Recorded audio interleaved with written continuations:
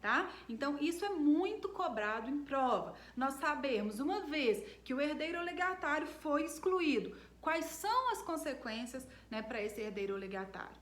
O que vai acontecer no âmbito do direito sucessório? Primeira coisa que a gente tem que concluir, pensar, refletir é a seguinte: a indignidade é uma pena civil. Segundo o princípio da pessoalidade ou o princípio da intranscendência, a pena não pode passar da pessoa do condenado. Então imaginem a situação em que um herdeiro foi excluído da sucessão. Se esse herdeiro tiver deixado descendentes, os descendentes do indigno deverão suceder por direito de representação. Então vejam só, se o meu pai foi excluído da sucessão do meu avô porque praticou, né, qualquer um dos atos tipificados no artigo 1814, eu, Andressa, neta, não posso ser prejudicada por um ato praticado pelo meu pai. Então, o que a lei permite? Que os descendentes do indigno venham a suceder por direito de representação. Eu vou gravar um vídeo específico para o direito de representação, que é um instituto apenas da sucessão legítima, previsto dos artigos 1851 a 1856 do Código Civil, que são situações nas quais a lei chama determinados parentes a receberem a herança quando aquela pessoa, por o que normalmente seria a chamada a suceder, não pode receber aqueles bens. Geralmente, pessoal, porque ela é pré-morta. Então, se há aí uma violação, se há uma inversão na ordem normal da vida e um filho vem a falecer antes do pai, os netos, filhos desse filho pré-morto, não podem ser privados do direito de receber a herança. Então, em razão desse instituto do direito de representação, a lei chama esses parentes a receberem o que esse parente receberia se vivo fosse no momento da abertura da sucessão. Então, vocês vão pegar um papel agora e anotar para mim a seguinte conclusão: o indigno é considerado como se morto fosse para efeitos sucessórios. Então, se ele é excluído da sucessão, ele é considerado, ele é excluído e a partir de então ele é considerado como se fosse um herdeiro pré-morto. De modo que, se esse indigno houver deixado descendentes, esses descendentes serão chamados a suceder por direito de representação. Vamos dar um exemplo aqui? Eu tenho esse quadrinho, que é um quadro de recados, e eu vou tentar, através dele, né, trazer aí alguns exemplos para ficar mais claro o entendimento quanto a esse principal efeito do direito da indignidade, tá? Então, qual que é esse principal efeito? O indigno é considerado como se morto fosse para efeitos sucessórios. Os descendentes do indigno herdarão o que caberia a ele se vivo fosse no momento da abertura da sucessão. Então, nós podemos dizer que os efeitos da exclusão são pessoais. Não podem ser penalizados os descendentes do indigno, que, como eu volto a dizer, serão chamados a suceder por direito de representação. Vamos ver?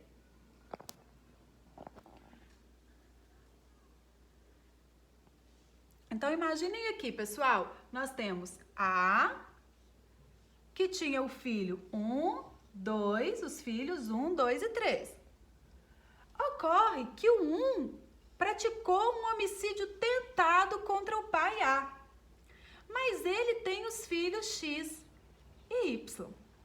Se o 1 foi considerado indigno, ele é considerado como se morto fosse para efeitos sucessórios. Então, o que vai acontecer aqui? Se a herança de A é 300 mil, 1 receberia 100, 2 receberia 100 e 3 receberia 100. Só que como o 1 foi declarado indigno, a parte que caberia a ele será repartida, partilhada por representação entre os netos X e Y, sendo 50 para cada um, por direito de representação, tá? Então, esse é o principal efeito do direito da indignidade. Ou seja, os descendentes do indigno são chamados a suceder o que caberia a ele se vivo fosse no momento da abertura da sucessão, certo? Então, pessoal, o que a gente tem que lembrar? Sempre do princípio da pessoalidade, ou também chamado princípio da intranscendência. A pena não pode passar da pessoa do condenado, ok? Então, atenção para esse efeito. Vejam só, pessoal, se o indigno, então, foi excluído da sucessão, algumas outras consequências importantes também têm que ser trabalhadas. Estão previstas nos artigos 1816 e 1817, ok? Então, vamos lá. A indignidade, pessoal, ela sempre tem que ser declarada por sentença. Então, haverá necessidade do reconhecimento dessa indignidade através de uma decisão judicial que garanta àquele herdeiro legatário o direito ao contraditório e à ampla defesa. Nós já sabemos que o direito sucessório é um direito fundamental, tipificado expressamente no artigo 5º, inciso 30 da Constituição. Então, para que eu possa privar alguém desse direito fundamental, há necessidade de um devido processo legal, assegurados o contraditório e a ampla defesa. Portanto, pessoal, uma vez que for reconhecido que houver a declaração da indignidade em uma sentença, os efeitos dessa sentença são ex tunc, ou seja, retroagem à data da abertura da sucessão. Então, imaginem, para que seja proposta a ação declaratória de indignidade e que nós obtenhamos essa sentença, um tempo já pode ter passado. Qual que é o prazo que eu tenho para propor a ação declaratória de indignidade? Eu tenho 4 anos, contados da abertura da sucessão. Então, vejam só, pelo princípio de Sazini, desde o momento da abertura da sucessão, o herdeiro, seja legítimo ou testamentário, já se torna possuidor e proprietário dos bens da herança. Então, imaginem que esse herdeiro, que no futuro foi declarado indigno, tenha entrado na posse na propriedade. Até que se prove o contrário, ele tem esse direito sucessório, ele tem esse direito hereditário. Portanto, uma vez que for proposta a ação declaratória de indignidade e a sentença julgar procedente o pedido excluindo aquele herdeiro ou legatário, o que vai acontecer? Ele vai ter que devolver os bens que eventualmente ele tenha recebido. Mas não é apenas devolver os bens que ele tenha eventualmente recebido. Ele também vai ter que restituir os frutos, os rendimentos desses bens, desde o momento da abertura da sucessão. Então, o indigno, anotem isso, é obrigado a restituir os frutos e os rendimentos dos bens da herança que ele houver recebido. Então, ele devolve o bem, ele devolve os frutos e ele devolve os rendimentos. Mas ele tem direito de ser ressarcido das despesas com custeio, com a conservação daqueles bens, em razão do princípio geral do direito que veda o enriquecimento sem causa. Então, se ele, por exemplo, teve que fazer despesas de reparo para conservação daquele bem, ele tem o direito de ser ressarcido, ainda que ele seja considerado um possuidor de má-fé. Por quê que ele é um possuidor de má-fé? Porque ele sempre teve ciência do ato por ele praticado. Mas vocês sabem que mesmo o possuidor de má-fé tem direito de ser ressarcido com as despesas de custeio, né? Ali quando ele pratica, né, atos de posse de má-fé, conforme artigos 1216, 1218 do Código Civil, ok? Então, ele vai ter que restituir. Outro ponto importante, tá? Esse efeito é muito importante. Tomem nota dele também. O que acontece, pessoal? Imaginem que o indigno tenha deixado descendentes, mas os descendentes do indigno são menores. Eles não têm capacidade, de fato, para praticar atos patrimoniais referentes a esses bens, para administrar esses bens. Então, imaginem só como seria fácil burlar o Instituto da Indignidade se esses filhos menores, os pais são, por lei, administradores e usufrutuários dos bens dos filhos menores, aquele indigno facilmente auferiria vantagens do ato por ele praticado. Então, ainda que ele tenha, né, agido de forma reprovável, ele poderia ser indiretamente beneficiado com a administração dos bens que foram transmitidos aos seus descendentes em razão da sua indignidade, em razão da sua exclusão. Então, para vedar, né, para impossibilitar que isso aconteça, a lei estabelece que o indigno não terá direito à administração nem ao usufruto dos bens que forem transmitidos aos seus descendentes. E também não terá direito à sucessão eventual desses bens. O que é essa sucessão eventual? Imagine, o herdeiro foi excluído, o descendente, o filho, o neto, recebeu o bem e por uma fatalidade esse filho vem a morrer, sem deixar descendentes.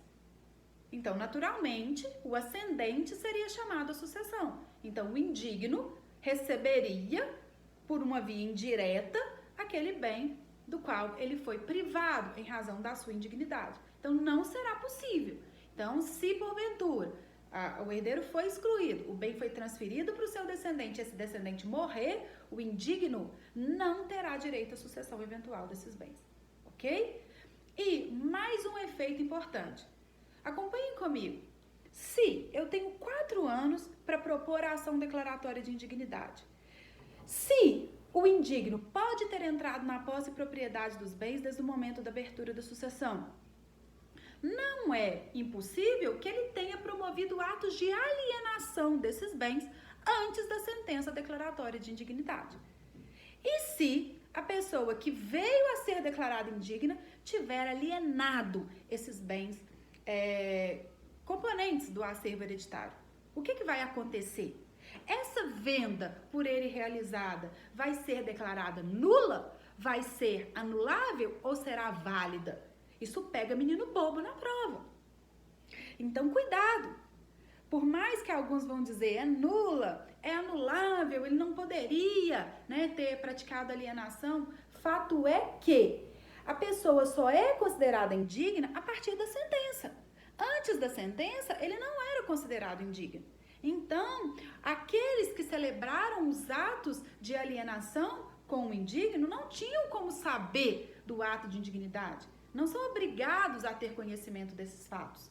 Então, para proteção ao terceiro de boa fé, que eventualmente pratica negócios jurídicos com o indigno, a lei estabelece que são válidas. Grifem, são válidas as alienações onerosas realizadas pelo indigno a terceiros de boa fé. Porque se eu comprovar que aquele terceiro tinha como saber, ele tinha conhecimento do ato de indignidade praticado, aí, claro que a alienação não será válida.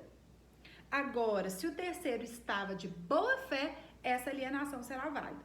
Aí muitos estão se perguntando, mas e aí, os demais herdeiros? Como que vai ficar? Né? Como vai ficar essa situação? Eles vão ficar no prejuízo, já que o indigno vendeu, alienou um bem, né, do qual ele não poderia participar, o qual ele não poderia receber em razão da indignidade? Não, eles não ficarão prejudicados. Eles não poderão anular a venda realizada com o terceiro de boa fé, mas eles terão direito a pleitear perdas e danos. Pleitear contra quem? Contra o indigno. Então, os prejuízos por ele suportados poderão ser aí reivindicados perante o indigno, sendo que o terceiro de boa fé não será prejudicado, tá? Então, esses efeitos, pessoal, estão previstos, repito, nos artigos 1816 e 1817 do Código Civil, tá? Então, vamos recapitular agora os efeitos da indignidade. Os efeitos da indignidade são pessoais. Os descendentes do indigno sucedem como se ele morto fosse no momento da abertura da sucessão, como se ele fosse pré-morto. Herdarão por direito de representação. Ou seja, o que é representação? Quando eu falo em direito de representação, eu estou chamando a suceder herdeiros que não sucederiam na classe que está sendo chamada em primeiro lugar. Então, se alguém morre e tem filhos, os filhos que são chamados. Nós sabemos que a ordem de vocação hereditária é uma ordem preferencial, onde o grau mais próximo exclui o mais remoto. Mas existe uma exceção, que é justamente o direito de representação. Então, nós podemos ter numa mesma sucessão filhos concorrendo com netos. Ou seja, os filhos estão sendo chamados em primeiro lugar, mas se existir um filho pré-morto, ou esse filho também tenha sido declarado indigno, se esse filho foi deserdado, como a pena não pode passar da pessoa do condenado, os descendentes, a lei permite que os descendentes venham a receber aquilo que caberia aquele herdeiro pré-morto, aquele herdeiro indigno, no momento da abertura da sucessão. Então, ele não vai receber por cabeça. Então, se o falecido, por exemplo, tinha 2 filhos e o filho indigno tinha 2 filhos, nós não vamos dividir a herança por 4. Nós vamos dividir por 3. E a parte que caberia ao indigno será dividida entre os seus descendentes, tá? Isso que significa aí direito de representação. Todas as vezes que a sucessão, né, o modo de suceder for por direito de representação, a partilha se dará por estirpe, tá? Então, o que significa? Nós vamos pegar a parte do indigno, do herdeiro pré-morto, e dividir apenas, né, ali proporcionalmente entre os seus descendentes.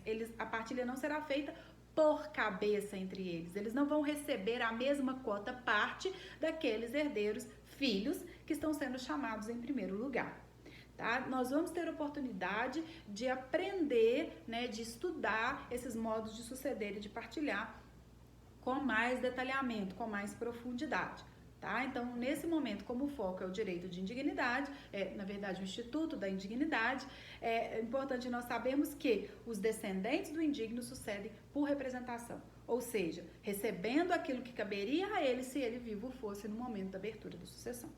Eu falo como se ele vivo fosse porque ele, por lei, é tratado como um herdeiro pré-morto, tá? Então, como se ele tivesse morto. Outro efeito é que o indigno não pode ter direito à administração nem ao usufruto dos bens dos quais ele foi excluído, nem ter direito à sucessão eventual desses bens.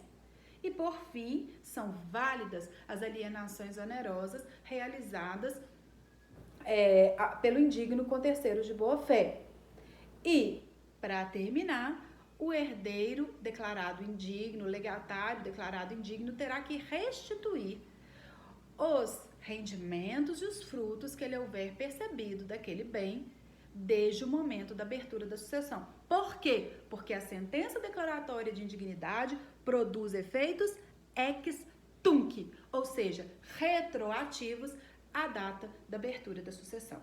No próximo vídeo, nós vamos falar mais sobre esse procedimento de exclusão por indignidade.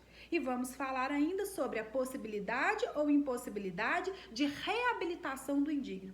Vocês acham que é possível perdoar o indigno, reabilitar o indigno para que ele possa normalmente, ainda que tenha praticado aqueles atos de desdouro, ser chamado à sucessão? Pensem aí, reflitam um pouquinho sobre isso, que daqui a pouquinho, no próximo vídeo, nós esclareceremos essas dúvidas. Bons estudos, pessoal! Boa tarde e até mais!